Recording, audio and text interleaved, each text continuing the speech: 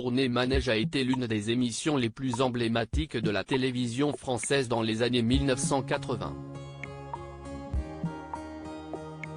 Cette dernière est l'adaptation du programme américain The Dating Game, inventé par Chuck Berry.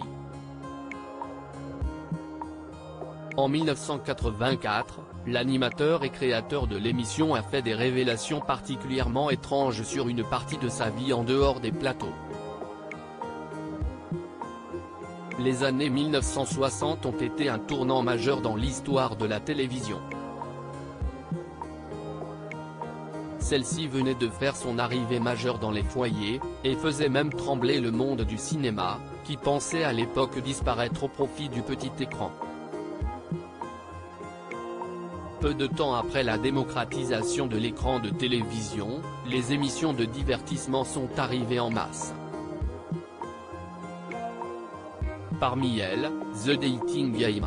Créée en 1965 par Charles Hirschberry, dit Chuck Berry, cette dernière mettait en scène des femmes et des hommes qui devaient apprendre à se connaître sans se voir. À la fin du jeu, les deux candidats restants avaient la possibilité de se rencontrer et peut-être trouver l'âme sœur. L'émission a eu un tel succès outre-Atlantique, que dans les années 1980, elle a été adaptée en France sous le titre de Tournée Manège. Animé par Évelyne Leclerc et Fabienne Egal, le programme est rapidement devenu culte.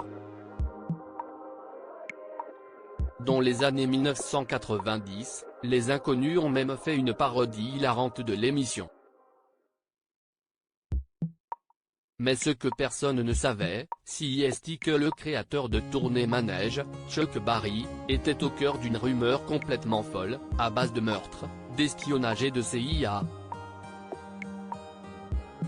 Présentateur d'émissions le jour, tueur à gages la nuit. En 1984, Chuck Berry a vu ses mémoires publiées. Dans celle-ci, intitulée Confession d'un homme dangereux, l'animateur célèbre raconte sa vie, et son attrait pour la célébrité, mais aussi une partie méconnue de sa carrière.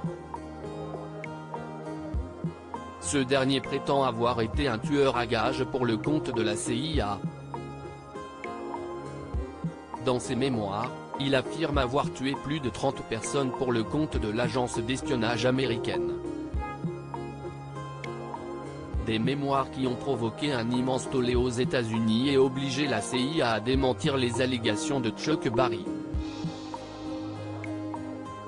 La même année, l'animateur a fini par avouer ne jamais avoir tué qui que ce soit, et n'avoir jamais travaillé pour la télévision. Malgré tout, son histoire a inspiré à George Clooney le film Confession d'un homme dangereux, dans lequel il a dirigé l'acteur oscarisé Sam Rockwell. Un long métrage qui revient sur l'histoire la plus fantasque de l'inventeur de l'émission de dating la plus célèbre, qui n'a donc jamais été présentée par un tueur redoutable et a permis à de nombreux célibataires de trouver l'amour. Tout est bien qui finit bien.